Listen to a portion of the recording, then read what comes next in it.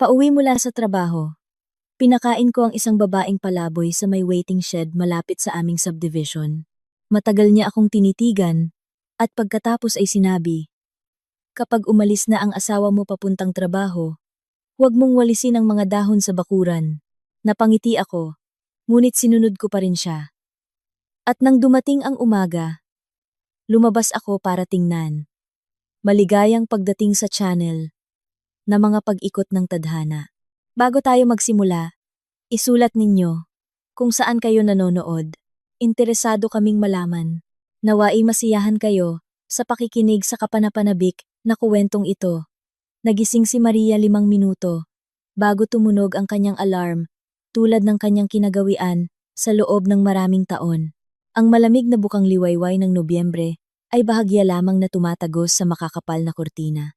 At sa silid ay naroon ang kakaibang lamig ng umaga, nakaraniwan sa mga Vermonts kapag ang hangin ay nagsisimula ng lumamig. Nakahiga siya. Nang ilang segundo, nakatingin sa kisame. Pinakikinggan ang mahimbing na paghinga ng kanyang asawa sa tabi niya. Si Gerardo ay natutulog ng patagilid, nakatalikod sa kanya, tulad ng ginagawa niya sa mga nakaraang taon, na para bang kahit sa pagtulog ay nais niyang magtayo ng isang hindi nakikitang pader sa pagitan nila. Dahan-dahan siyang bumangon mula sa ilalim ng kumot. Kinapa ang kanyang tsinelas sa malamig na sahig. Ang baldosa ay nagyayelo kahit sa kanyang mga tsinelas. At napayakap si Maria sa sarili, hinihigpitan ang luma niyang duster. Isang takure, 2 kutsara ng giniling na kapeng barako sa isang maliit na kaldero. Isang kurot ng asin ang kanyang mga kilos ay automatiko na matapos ang maraming taon. Habang dahan-dahang kumukulo ang kape sa asul na apoy ng gas stove, tumayo siya sa tabi ng bintana at tiningnan ang kanilang bakuran. Nagmoist ang salamin dahil sa pagkakaiba ng temperatura, at pinunasan ito ni Maria gamit ang kanyang daliri. Nag-iwan ng isang malinaw na guhit. Sa labas, bumungad ang tanawing kabisado na niya sa bawat detalye. Ang matandang puno ng nara malapit sa bakod ay halos nakalbo na, at ang mga dahon nito ay nakalatag na parang makapal at makulay na karpet sa sementadong daanan at sa mga bakanteng taniman malapit sa kanilang tarangkahan. Ang hangin kagabi ay malakas, nagdala pa ng mga dahon mula sa mga kapitbahay. Ngayon ay Sabado, kaya pagkatapos ng almusal, kukunin niya ang walis tingting at wawalisin ang bakuran, tulad ng ginagawa niya araw-araw sa loob ng 15 taon ng kanilang pagsasama. Ito ay naging kanyang maliit na tradisyon. Ang kanyang ritual sa umaga. Isang paraan upang simulan ang araw sa isang bagay na simple, pamilyar, at tama. Ang kanilang bahay ay nasa isang tahimik na kalye sa isang pribadong subdibisyon. Mga 20 minuto ang layo mula sa maingay na sentro ng lungsod. Ito ay isang maliit, ngunit matibay na bungalow, gawa sa hollow blocks, na may maluwag na beranda, at isang lote na may sukat na 600 metro kwadrado. Ang yero ng bubong ay pinalitan 8 taon na ang nakalipas, noong mayroon pa silang ipon sa bangko, ngunit ang bakod ay nanatiling luma.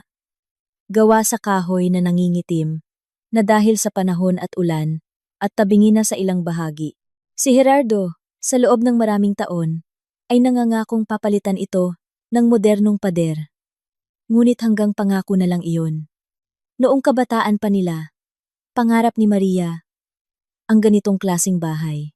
Naiisip niya ng may kulay kung paano siya mag-aalaga ng mga bulaklak sa ilalim ng bintana, kung paano tatakbo ang kanilang mga anak na nakayapak sa berdeng damuhan tuwing tag-araw, at kung paano sila ng kanyang asawa ay uupo sa beranda tuwing dapit hapon, umiinom ng mainit na tsaa, habang pinapanood ang paglubog ng araw. Hindi sila nagkaanak, iyon ang malupit na itinakda ng tadhana. Sumuko na ang mga doktor. Iba't iba ang sinabi. Nagreseta ng walang katapusang gamutan. Ngunit lumipas ang mga taon, at ang maliwanag na silid pambata ay nanatiling walang laman. Kalaunan, sila ni Gerardo ay tahimik na tumigil sa pagsubok, tumigil sa pag-usapan ito, at ang silid ay unti-unting naging isang bodega na puno ng mga lumang gamit at kahon. Ngunit nagtanim pa rin si Maria ng mga bulaklak, Sa kabila ng lahat, ang kanyang hardin malapit sa beranda ay nagbibigay kulay tuwing tag-araw dahil sa mga gumamela, santan, at bugainbilya. Kaya niyang gumugol ng maraming oras sa lupa, naglilipat tanim, nagdidilig, naglalagay ng abono, kinakausap ang mga bulaklak, na parang mga buhay na nilalang. Ito ang kanyang kanlungan, ang kanyang maliit at tahimik na inakaligayahan, sa gitna ng isang buhay, na unti-unting nagiging kulay abo at tahimik. Umalsa ang kape, nagbabantang umapaw, kaya mabilis na inalis ni Maria ang kaldero sa apoy. Nagsalin sa kanyang tasa, nagdagdag ng isang kutsarang asukal, hinalo ito, at umupo sa mesa sa kusina. Niyakap niya ang mainit na tasa gamit ang dalawang kamay. Pinapainit ang kanyang mga daliring nanlamig sa gabi. Tahimik ang buong bahay. Tanging ang ugong ng lumang refrigerator sa sulok ang maririnig. Sa kabilang dingding, may tumutulong tubig mula sa gripo na hindi na isara ng maayos. Matagal na dapat itong ipaayos, ngunit laging ipinagpapabukas ni Gerardo. Sa edad na 47, maganda pa rin ang itsura ni Maria. Bagamat hindi niya ito iniisip, sa tuwing titingin siya sa salamin, ang nakikita niya lang ay ang mga kulubot sa paligid ng kanyang mga mata, ang pagod na linya sa kanyang mga labi, at ang mga puting buhok na nagsisimulang lumitaw. Hindi siya katangkaran, medyo may katabaan, at may maikling praktikal na gupit ng maitim na buhok na mayroon ng mga puting hibla. Mayroon siyang malumanay na mga tampok sa mukha. Medyo pagod dahil sa walang katapusang trabaho at paulit-ulit na buhay. Ngunit kaakit-akit pa rin para sa kanyang edad. 23 taon na siyang nurse sa isang local health center. Pumasok siya roon pagkatapos ng kolehiyo. Isang batang babae na puno ng sigasig. Mahaba ang buhok at nagniningning ang mga mata. Puno ng pag-asa at mga pangarap at doon na siya nanatili.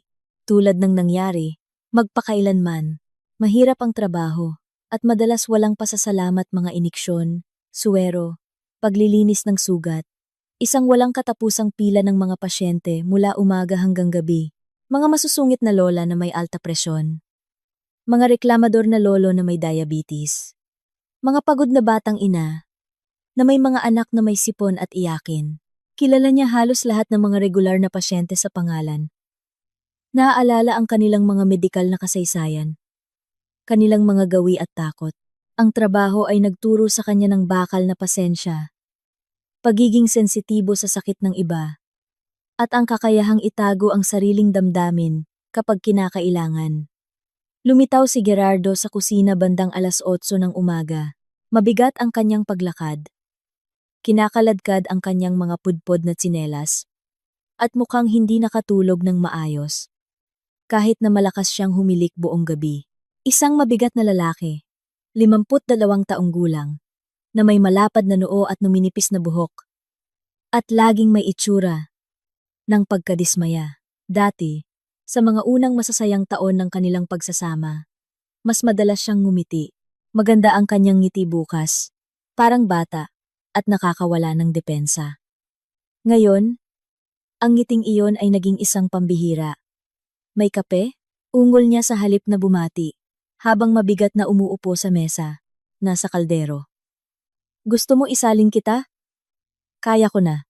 Hirap siyang tumayo, kumuha ng tasa mula sa kabinet, at nagsalin ng kape. Ang kanyang mga kilos ay mabilis, pabigla-bigla, at iritado. Tahimik siyang pinanood ni Maria. Pagkatapos ay tumayo, kumuha ng mantikilya at keso mula sa ref. Naghiwa ng pandesal, at inilagay ang lahat sa harap ng asawa. Nag-almusal sila sa kumpletong katahimikan. Bawat isa ay abala sa sariling malungkot na pag-iisip. Sa labas, unti-unting nagigising ang kalye. Isang aso ng kapitbahay ang tumahol. May dumaang sasakyan.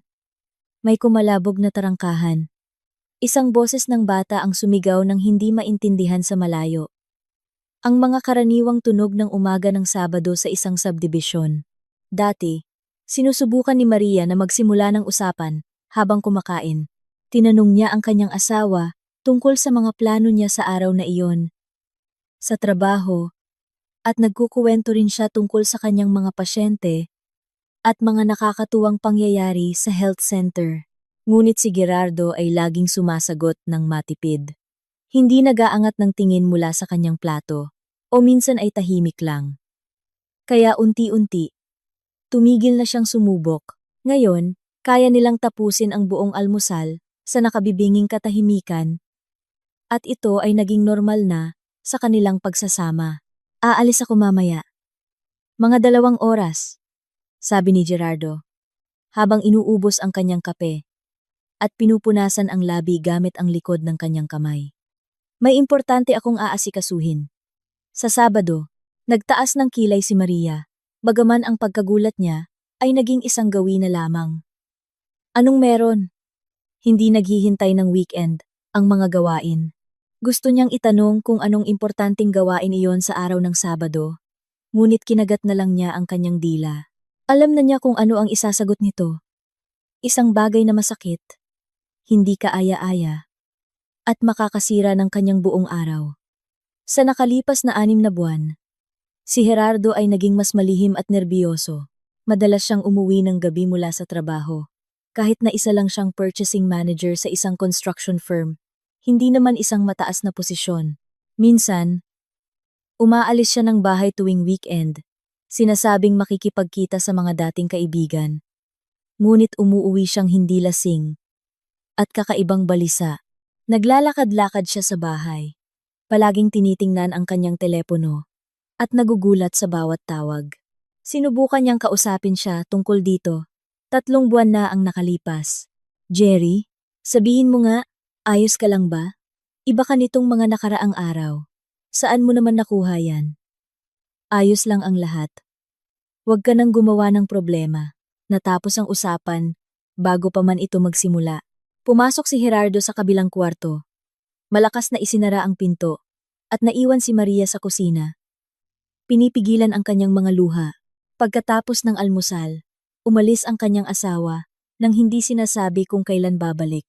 Narinig ni Maria ang pagsara ng pinto, ang pag-andar ng makina ng kanilang lumang kulay abo na Toyota, at ang pag-alis ng sasakyan. Pagkatapos ay dumating ang katahimikan ng araw ng pahinga, kung kailan hindi kailangang magmadali.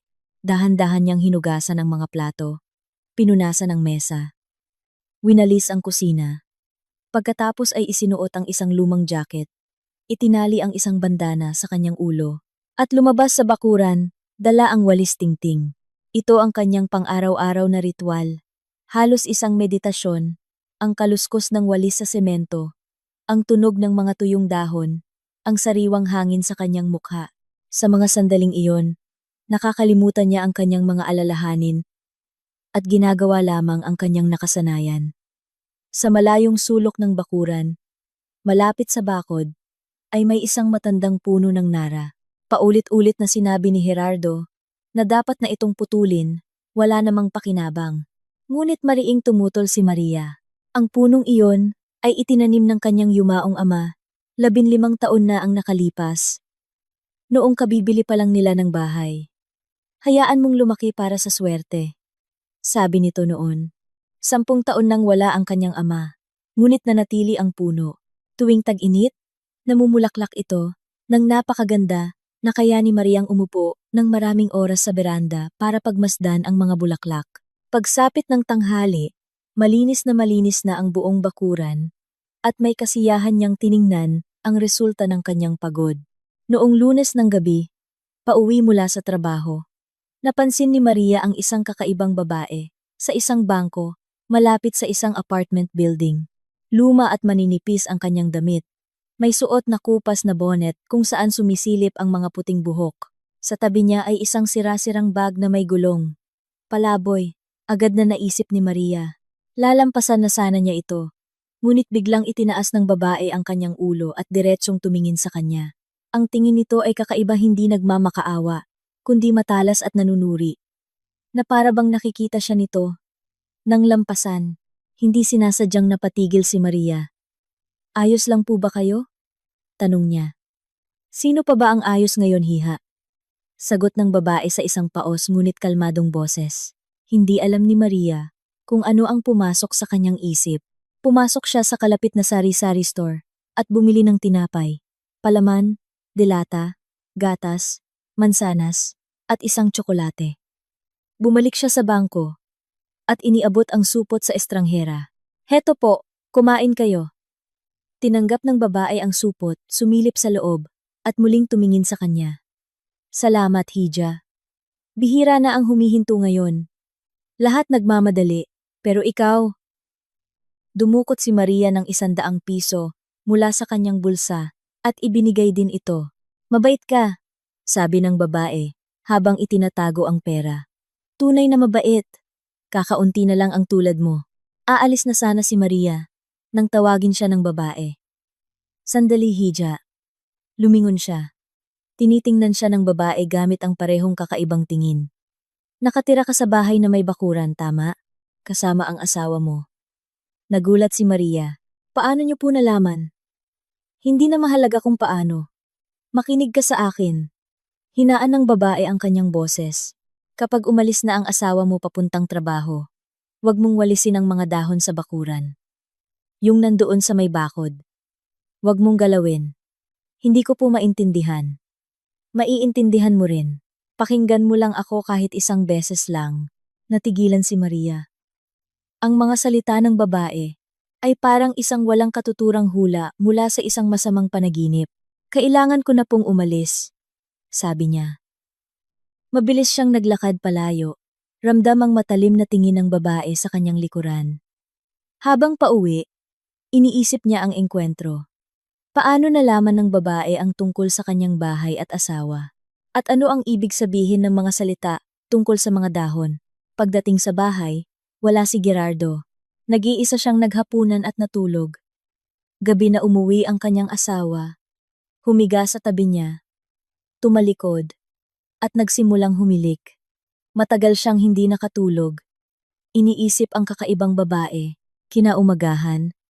Mas maagang umalis si Gerardo. May aasikasuhin. Maikli niyang sabi. Iniligpit ni Maria ang pinagkainan. Lumabas sa bakuran dala ang walis. At nagsimulang magwalis. Nakarating siya sa sulok kung nasaan ang puno ng nara at biglang natigilan. Kapag umalis na ang asawa mo, huwag mong walisin ang mga dahon. Ang paos na boses ng babae ay umalingaw-ngaw sa kanyang isipan. Tiningnan niya ang mga basang dahon sa ilalim ng puno. Mga ordinaryong dahon. Dilaw at kayumanggi, itinaas niya ang walis. Ngunit dahan-dahan itong ibinaba. May kung anong pumipigil sa kanya. Isang boses sa loob niya ang nagsasabing, "Wag! Iwanan mo." Tumayo siya roon ng 1 minuto pa, nakatingin sa mga dahon. Bumibilis ang tibok ng kanyang puso. Pagkatapos ay tumalikod siya at dahan-dahang bumalik sa bahay. Sa unang pagkakataon sa loob ng 15 taon, hindi niya tinapos ang paglilinis ng bakuran. Ang mga dahon sa may bakod ay nanatiling hindi nagagalaw. Tama ba ang ginawa niya? Hindi alam ni Maria. Ngunit malakas ang kanyang pakiramdam na malalaman niya rin ang sagot sa lalong madaling panahon. Ang sumunod na umaga ay nagsimula ng kakaiba. Nagising si Maria dahil sa hindi maipaliwanag na pagkabalisa bago pa man sumikat ang araw. Bandang 5:00. Madilim pa sa labas. Nakahiga siya nang hindi gumagalaw, pinakikinggan ang mga tunog ng bahay. Si Gerardo ay natutulog sa tabi niya. Ngunit hindi mapakali. Bumubulong ng hindi maintindihan.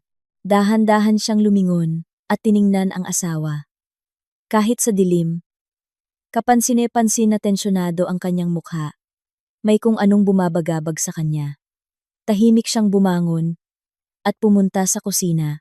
Hindi niya binuksan ang ilaw. Nagsalin ng isang basong tubig at tumayo sa bintana. Ang bakuran ay nalulunod sa dilim.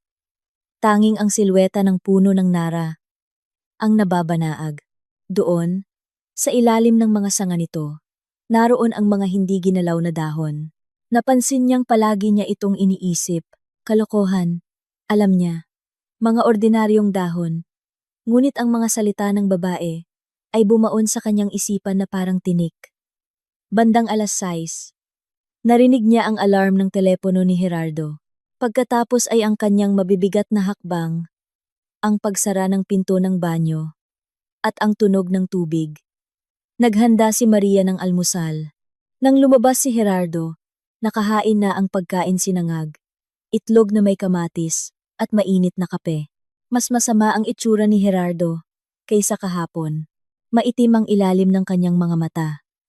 Umupo siya sa mesa, ngunit hindi kumain. Nakatingin lang siya sa kanyang plato. Jerry, ayos ka lang ba? Maingat na tanong ni Maria. Baka may sakit ka. Nagulat siya na parang nagising at tumingin sa kanya. May kakaiba sa kanyang mga mata, hindi inis, kundi takot. O guni-guni lang ni Maria. Ayos lang ako, sabi niya. Umiiwas ng tingin. Hindi lang nakatulog. Stress sa trabaho. Bakit hindi ka mag-sick leave? Magpahinga ka. Hindi pwede. Mahalaga ang araw na to. Napakahalaga. Sinabi niya iyon ng may diin. At lalong kinabahan si Maria. Anong mahalagang araw? Ngunit hindi na siya nagtanong. Mabilis na kinain ni Gerardo ang kalahati ng kanyang almusal. Inubos ang kape. At tumayo. Kailangan ko nang umalis. Gabi na ako uuwi. Wag mo na akong hintayin. Umalis siya. At ilang sandali pa, narinig ni Maria ang pagsara ng pinto. Lumapit siya sa bintana at nakita ang kanyang asawa na halos tumatakbo papunta sa sasakyan bago pa andarin ang makina. Ilang segundo siyang nakaupo. Mahigpit ang hawak sa manibela. Pagkatapos, biglang humarurot ang Toyota at lumabas ng gate. Nakatayo si Maria sa bintana. Pinapanood ang papalayong sasakyan. Mabigat at balisa ang kanyang pakiramdam. May nangyayari, isang bagay na mahalaga at nakakatakot at hindi niya maintindihan kung ano. Iniligpit niya ang pinagkainan at hinugasan ang mga plato. Pagkatapos, ay lumabas siya sa bakuran. Maulap at malamig ang umaga. Huminto si Maria sa may pintuan at tiningnan ang sulok ng bakuran. Naroon pa rin ang mga dahon. Basa at nagdidilim. Automatikong hinanap ng kanyang kamay ang walis. Ngunit pinigilan niya ang sarili. Hindi ko rin gagalawin ngayon. Maghihintay ako. Hindi niya alam kung ano ang hinihintay. Ngunit kailangan niyang maghintay. Pumasok siya sa bahay. Nagbihis. At nagpunta sa health center. Sa health center, tila napakabagal ng oras. Sunod-sunod ang mga pasyente. Abala si Maria, ngunit ang isip niya ay lumilipad. Sa tanghalian, hinila siya ng kaibigang si Tess sa staff room. Anong problema? Tanong nito. Wala ka sa sarili. Wala naman. Sagot ni Maria. Nagsisinungaling ka. 20 taon na kitang kilala. May problema ba kayo ni Gerardo? Nag-atubili si Maria. Pagkatapos ay ikinuwento ang lahat ang engkwentro sa babaeng palaboy. Ang mga salita nito. At kung paano niya hindi winalis ang bakuran. Sa unang pagkakataon, sa loob ng 15 taon, nakinig si Tess. Kakaibang kwento, sabi nito. Pero alam mo, kung ako sayo, susundin ko rin siya. Mabuti na ang sigurado. Pagkatapos ng trabaho, umuwi si Maria. Nagsimula ng umulan, isang ambon na tipikal sa Nobyembre. Pagbaba niya sa sakayan, dumaan siya sa lugar kung saan niya nakita ang babae. Wala ito roon. Sa bahay, tahimik at walang tao. Hindi pa umuuwi si Gerardo. Kahit mag-aalas 7 na ng gabi. Naghanda siya ng hapunan. Kumain mag-isa. At tumingin sa orasan. 8:00, 9:00, 10:00. Wala pa rin ang asawa niya. Tinawagan niya ito, ngunit naka-off ang telepono. Lalong lumalakas ang kanyang kaba. Bandang 11:00, hindi na siya mapakali. Naglakad-lakad siya sa bahay. Sumisilip sa bintana. Nasaan na siya? Dumating si Gerardo, bandang 11:30. Narinig ni Maria ang tunog ng sasakyan at lumabas. Kakaiba ang lakad ng kanyang asawa, mabagal, mabigat. Jerry, saan ka galing? Naka-off ang phone mo. Itinaas niya ang kanyang ulo. Ang kanyang muka ay maputla. Ayos lang. Nalobat. Natagalan lang sa trabaho. Anong trabaho, Jerry? Anong nangyayari? Tigilan mo ko. Bigla niyang sinigawan si Maria. Sabi ko ng ayos lang, di ba? Huwag kang makialam. Pumasok siya sa silid at isinara ang pinto. Naiwan si Maria sa pasilyo. Pinipigilan ang pag-iyak. Halos hindi siya nakatulog ng gabing iyon. Naramdaman niyang gising din ang asawa niya. Minsan, bumangon ito at naglakad-lakad. Bandang 3:00 ng madaling araw. Narinig niyang lumabas ito sa bakuran. Dahan-dahan siyang lumapit sa bintana at nakita ang silweta nito sa ilaw ng poste. Nakatayo si Gerardo sa sulok kung nasaan ang mga dahon. Nakatingin sa lupa. Pagkatapos ay lumingon-lingon siya at mabilis na bumalik sa loob. Kumakabog ang puso ni Maria. Ano ang nandoon? Ano ang itinatago niya? Kinaumagahan, nagbago ang lahat. Gising na si Gerardo. Nag-iimpake ng mga gamit sa isang sports bag. Saan ka pupunta? Tanong niya. May bigla ang business trip. 3 araw. Anong business trip? Wala kang nabanggit. Kahapon ko lang nalaman. Pinapapunta ako ng boss ko. Babalik ako sa Biyernes. Mabilis siyang magsalita. Hindi nakatingin sa kanya. At nakita ni Maria na nagsisinungaling siya. Pero ano ang magagawa niya? Sige. Mahina niyang sabi. Tumawag ka. Pagdating mo roon. Oo. Kinuha niya ang bag. Mabilis siyang hinalikan sa pisngi at umalis. Ilang sandali pa, umalis na ang sasakyan. Naiwan si Maria sa isang bahay na walang laman. Nakatayo siya sa gitna ng kusina. Sinusubukang intindihin ang nangyayari. Business trip? Isang purchasing manager sa isang maliit na kumpanya? Isang kasinungalingan. Pero bakit? Nagpakulo siya ng tubig, gumawa ng kape. Nanginginig ang kanyang mga kamay. Sa labas, unti-unting lumiliwanag. Tumingin si Maria sa direksyon ng bakod, kung nasaan ang mga dahon, at bigla niyang naintindihan kung ano ang dapat niyang gawin. Hindi para magwalis, kundi para tingnan, iniwan niya ang kanyang kape. Nagsuot ng jacket at lumabas. Ang hangin ay malamig at mamasa-masa. Dahan-dahan siyang lumapit sa sulok. Huminto 1 metro mula sa puno at tiningnan ang tumpok ng mga dahon. Makapal ito, mga 6 na pulgada ang taas. Walang kakaiba. Ngunit sa sandaling iyon, nakarinig siya ng tunog ng makina. Hindi isa, kundi marami. Lumingon siya at nakita ang 2 sasakyan na papalapit. Isang madilim na asul na van at isang kulay abo na kotse na may nakasulat sa gilid. Kumabog ang kanyang dibdib nang mabasa niya ang mga letra. Pulisya. Huminto ang mga sasakyan sa harap ng kanilang gate. Nagsimulang maglabasan ang mga tao, mga lalaking nakauniporme at nakasibilyan.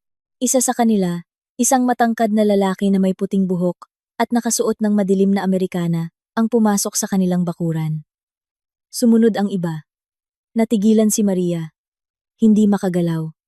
Bakit may pulis? Nagkamali ba sila ng address? Lumapit sa kanya ang lalaki. Naglabas ng isang ID. Magandang umaga.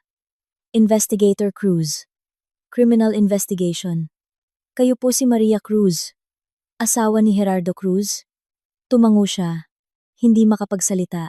Mayroon kaming search warrant para sa inyong bahay at ari-arian. Patuloy ng investigador. Ang inyong asawa ay suspek sa isang kaso ng pagnanakaw na may malaking halaga. Pakiusap, huwag kayong makikialam sa aming gagawin. Naramdaman ni Maria na parang bumibigay ang lupa sa ilalim ng kanyang mga paa. Pagnanakaw. Si Gerardo. Isang pagkakamali ito. Bulong niya. Hindi maintindihan. Anong pagnanakaw? Ang asawa ko. Manager siya. Ipapaliwanag namin ang lahat. Sa ngayon, pumasok muna kayo sa bahay. Ang sumunod na ilang oras ay parang isang masamang panaginip. Ang mga pulis ay nasa lahat ng dako sa loob ng bahay. Sa bakuran, sa bodega, nakaupo siya sa kusina. Binabantayan ng isang batang babaeng pulis. Pinapanood ang mga estranghero na naghahalughog sa kanyang buhay. At pagkatapos ay may sumigaw mula sa labas. Sir, nahanap na namin. Tumakbo si Maria papunta sa bintana. Ilang pulis ang nakatayo sa sulok ng bakuran, sa ilalim ng matandang puno ng nara. Isa sa kanila ay may hawak na isang supot, at sa paligid nila ay nakakalat ang mga basang dahon na hindi niya winalis. Lumabas si Investigator Cruz. Sumunod si Maria. Ano yan? Sigaw niya. Anong nahanap ninyo? Lumingon si Cruz. Sa mga kamay ng isang pulis, nakita niya ang isang itim na plastic bag. Mula rito ay nahulog ang mga alahas. Mga gintong kuwintas, pulseras, singsing na may mga bato, hikaw. Kumikinang ang mga ito kahit sa madilim na liwanag ng umaga. Ito ang hinahanap namin, sabi ng investigador. Ang mga ninakaw na alahas, mula sa Alahas de Oro, 10 araw na ang nakalipas. Ang kabuoang halaga ay mahigit 15 milyong piso. Naramdaman ni Maria na nanlalambot ang kanyang mga tuhod. 15 milyon. Mga alahas sa ilalim ng mga dahon sa kanyang bakuran. Hindi ko alam. Bulong niya. Wala akong alam. Maniwala kayo. Tinitigan siya ni Cruz. Bakit hindi ninyo winalis ang mga dahon dito? Malinis ang buong bakuran. Pero sa sulok na ito, hindi. At doon, ikinuwento ni Maria ang lahat. Tungkol sa babaeng palaboy. Sa mga kakaibang salita nito. At kung paano niya napagdesisyunang huwag magwalis sa unang pagkakataon sa loob ng 15 taon. Tahimik na nakinig ang investigador. Napakaswerte mo, sabi niya sa wakas. Kung winalis mo ang mga dahong iyon at nahanap ang supot, ang mga fingerprint mo ay mapupunta roon at ikaw ay magiging isang kasabwat o ang pangunahing suspek. Inaasahan ng asawa mo na mangyari iyon. Ang mga salita ng investigador ay parang bumagsak sa malamig na hangin ng umaga. Inaasahan ng asawa niya. Nais ni Gerardo na mahanap niya ang mga ninakaw para ang kanyang mga fingerprint ay maiwan sa supot para siya ang mapagbintangan. Nakatayo siya sa gitna ng bakuran habang maingat na inilalagay ng mga pulis ang mga alahas sa mga evidence bag. Manhid ang kanyang mga kamay at paa. Ang lahat ay parang isang masamang panaginip. Ginang Cruz, sabi ng investigador, kailangan ninyong umupo. Namumutla kayo. May umalalay sa kanya papunta sa mga hagdan ng beranda. Binigyan siya ng isang basong tubig. Nasaan ang asawa ninyo ngayon? Tanong ni Cruz. Umalis siya. Sabi niya, may business trip daw. 3 araw. Kailan siya umalis? Kaninang umaga, bandang 8:00. Kinuha ng investigador ang kanyang telepono. Cruz ito.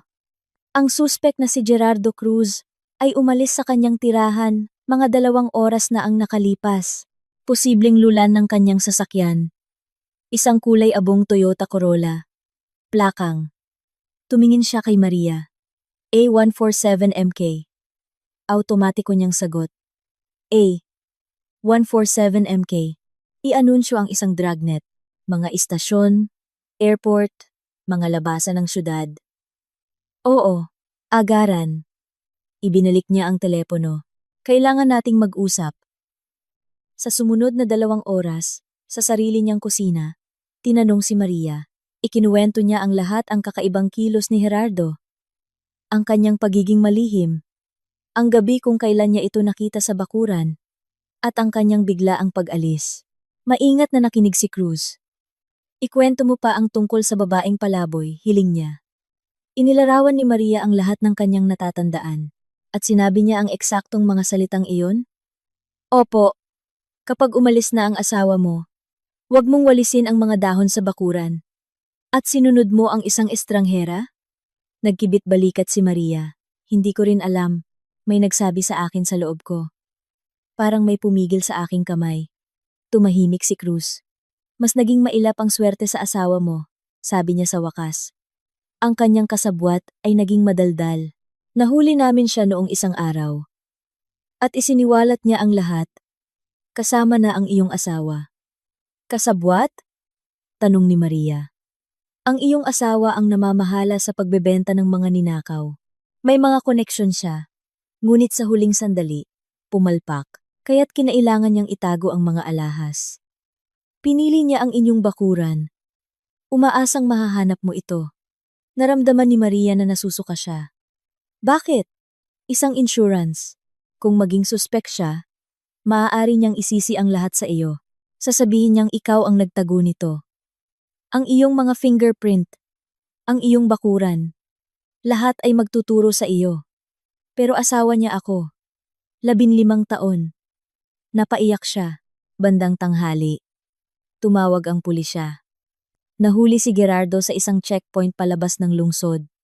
Hindi siya nanlaban. Dadalhin siya pabalik para sa investigasyon. Gusto mo ba siyang makita? Tanong ng investigador. Nag-isip si Maria. Gusto ko, sabi niya. Gusto kong tingnan siya sa mata. Dumating si Gerardo, bandang 4:00. Mula sa bintana, nakita ni Maria kung paano siya inilabas mula sa sasakyan ng pulis. Nakaposas, nakayuko, mukha siyang tumanda ng 10 taon. Dinala siya sa sala. Pumasok si Maria. Nag-angat ng tingin si Gerardo. At nakita siya. Ang nakita ni Maria sa kanyang mga mata ay hindi takot o pagsisisi, kundi gulat. Nandito ka? Paus niyang tanong. Hindi ka. Inaresto? Hindi, Jerry. Hindi ako inaresto. Sagot ni Maria. Kahit na sinubukan mo, di ba? Namutla siya. Hindi ko maintindihan. Ipapaliwanag ko. Itinago mo ang mga ninakaw na alahas sa ating bakuran. Alam na araw-araw akong nagwawalis. Alam na mahahanap ko ito. At ang aking mga fingerprint ay mapupunta roon para kung may mangyari. Ako ang masisisi. 15 taon, Jerry. 15 taon. Nanatiling tahimik si Gerardo, nakatingin sa sahig. Bakit? Tanong ni Maria. Nanginginig ang boses. Mas mahalaga ba ang pera kaysa sa akin? Sa buhay natin? Nag-angat siya ng tingin. May luha sa kanyang mga mata. Hindi mo maintindihan. Sabi niya. Baon ako sa utang. Sa mga taong hindi pwedeng hindi bayaran. Kailangan ko ng pera. Mabilis. At ang ipahamak ang asawa mo ay kasama sa solusyon? Akala ko mahahanap mo. Pero hindi mo maiintindihan. Itatapon mo lang o ibibigay sa akin. Hindi ko gustong makulong ka. Promise. Gusto ko lang ng oras. Oras? Mapait na ngumiti si Maria. Sinabi ng investigador na kung nahanap ko iyon, ako ang aarestuhin. Baka makulong ako para sa kasalanan mo. At tinatawag mong oras yon. Hindi sumagot si Gerardo. Paano mo nalaman? Tanong niya. Paano mo naintindihan na wag magwalis? Naisip ni Maria ang babaeng palaboy. Hindi na mahalaga. Mahina niyang sabi. Lumingon siya sa investigador. Pwede na ba akong umalis? Tumango si Cruz. Lumabas si Maria ng sala. Hindi na lumingon sa kanyang asawa. Umupo siya sa hagdan ng beranda. 15 taon siyang namuhay. Kasama ang isang taong hindi niya pala talaga kilala. Muling tumulo ang kanyang mga luha. Ngunit ngayon, ang mga ito ay luha ng paglilinis. Nang tuluyang dumilim, pumasok siya sa bahay. At, sa unang pagkakataon sa maraming taon, nilak ang pinto. Dinala na si Gerardo. Naging tahimik muli ang bahay. Ngunit ngayon ang katahimikan ay may dalang pangako. Pumasok si Maria sa kanilang silid. Ang kama, ang aparador na may mga damit niya. Binuksan niya ang aparador at sinimulang ilagay ang lahat ng gamit ng kanyang asawa sa malalaking supot ng basura. Pagsapit ng hating gabi, may 5 malalaking supot sa pasilyo.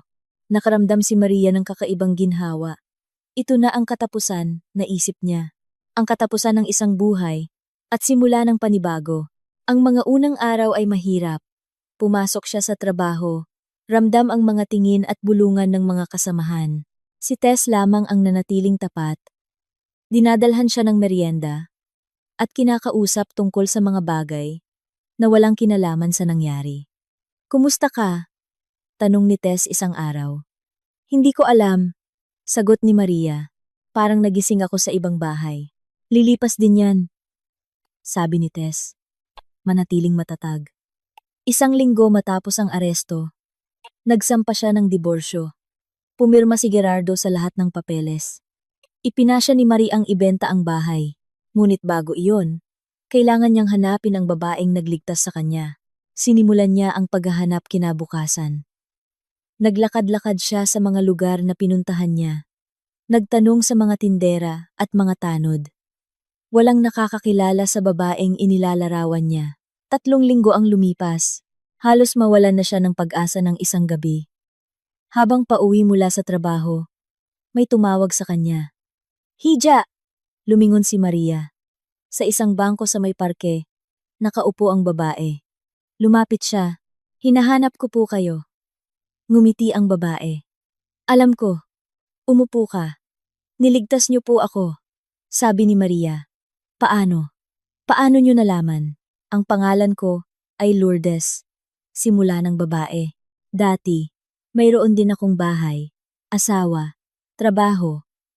Ang asawa kong si Victor ay kasosyo ng asawa mong si Gerardo. 3 taon na ang nakalipas. Nahuli si Victor. Pero ayaw niyang makulong mag-isa. Sinabi niya sa mga pulis na ako ang utak, na ako ang nagtago ng mga ninakaw. Nagtanim siya ng ebidensya. Nakulong ako ng 5 taon. Diyos ko, bulong ni Maria. Nang makalaya ako, wala na akong mauwian. Si Victor, nakalaya na rin at nawala. Kaya sinubaybayan ko sila. Nakita ko ang asawa mo isang gabi. May ibinabaon malapit sa bakod ninyo. At naintindihan ko ang lahat. Nakita ko kung paano ka nagwawalis araw-araw. Naisip ko, kung hindi kita babalaan, mangyayari sa iyo ang nangyari sa akin. Natahimik si Maria. Ang babaeng ito, na nawalan ng lahat, ay nagkaroon pa rin ng lakas ng loob na tulungan ang isang estranghera. "Salamat po," sabi niya. "Hindi ko alam kung paano kayo pasasalamatan." Dumukot si Maria ng pera sa kanyang wallet. Lahat ng laman nito, mga 3,000 piso. Umiling si Lourdes. "Huwag na. Sapat na sa akin. Kung gayon, sumama po kayo sa akin, sa bahay. Makakatulog kayo ng maayos, makakakain." Tinitigan siya ni Lourdes. "Seryoso ka?" "Opo." Pakiusap. Nang gabing iyon, sa unang pagkakataon sa loob ng 2 taon, natulog si Lourdes sa isang totoong kama. Nag-usap sila hanggang hating gabi.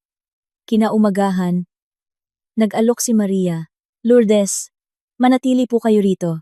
Kapag naibenta ko ang bahay, tutulungan ko kayong umupa ng apartment." Naluha si Lourdes. Sa sumunod na 2 buwan, inayos ni Maria ang diborsyo, ang pagbebenta ng bahay, at tinulungan si Lourdes na ayusin ang kanyang mga dokumento. Dati pala siyang accountant. Nakahanap si Lourdes ng trabaho sa isang maliit na kumpanya.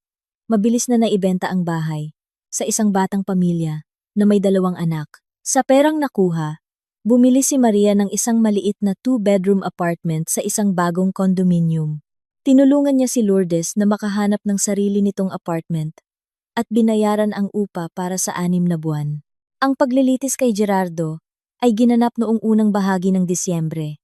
Dumalo si Maria. 8 taon sa bilibid ang hatol. Nang ilabas si Gerardo, muli silang nagkatinginan.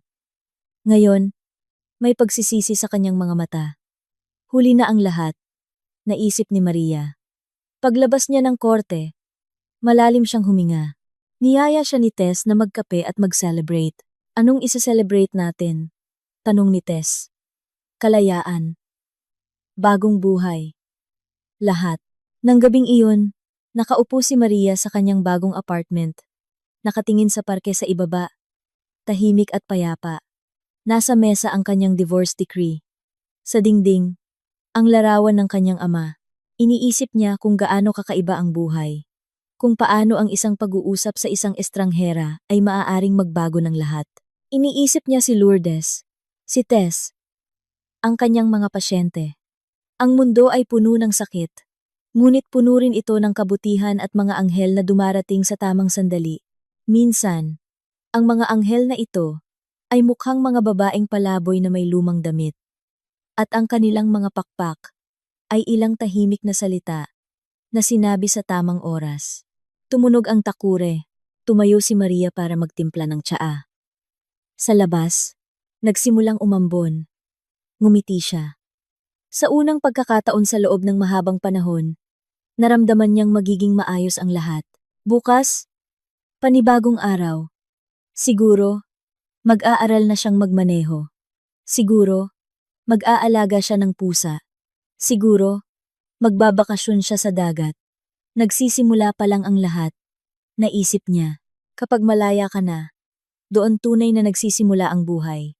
Uminom si Maria ng tsaa at pinanood ang ulan. At siya ay masaya. Masaya lang. Walang dahilan. Walang kondisyon. Minsan, ang mga anghel na tagabantay ay dumarating sa hindi inaasahang anyo.